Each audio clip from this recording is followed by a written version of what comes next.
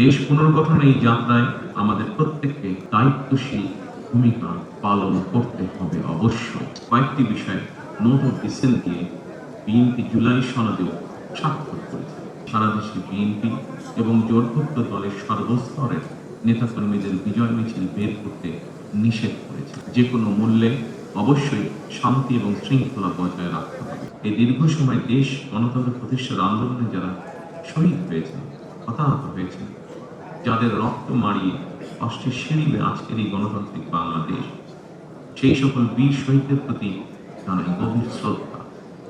মহান আল্লাহ দরবারে তাদের মাফ রাখতে হবে। যারা মানুষের গণ অধিকার প্রতিষ্ঠার সংগ্রামে প্রাণ দিয়েছেন, হতাহত হয়েছেন, দেশের গণতান্ত্রিক আমি জনগণ আপনাদের ভূমিকাকে গভীর শ্রদ্ধার সঙ্গে স্মরণ করবেন ইনশাআল্লাহ।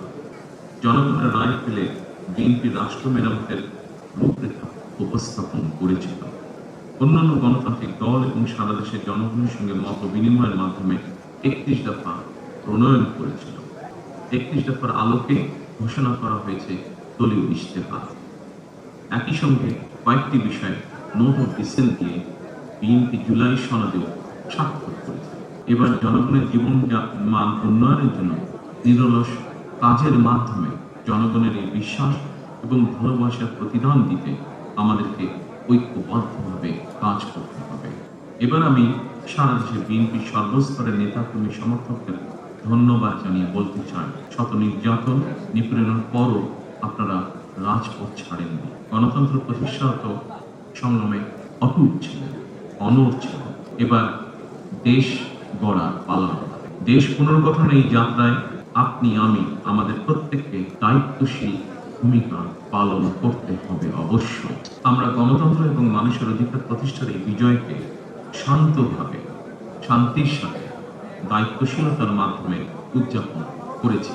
নির্বাচনত বাংলাদেশে যাতে কোথাও কোনো অপ্রীতিকর ঘটনা না ঘটে, এই জন্য শত উস্কানির মুখেও আমি সারা বাংলাদেশে বিএনপির সর্বস্তরের নেতাকর্মীদের শান্ত এবং সতর্ক থাকার আহ্বান জানাচ্ছি।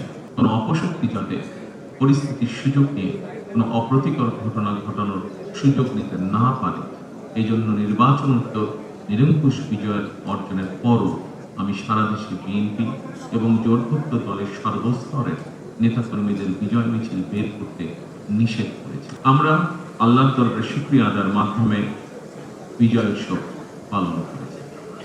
আমার বক্তব্য স্পষ্ট, যে কোনো মূল্যে অবশ্যই শান্তি এবং শৃঙ্খলা বজায় রাখতে হবে। কোনো রকমের অন্যায় কিংবা বিয়ানি কর্মকাণ্ড আমরা বরদাস্ত করব না।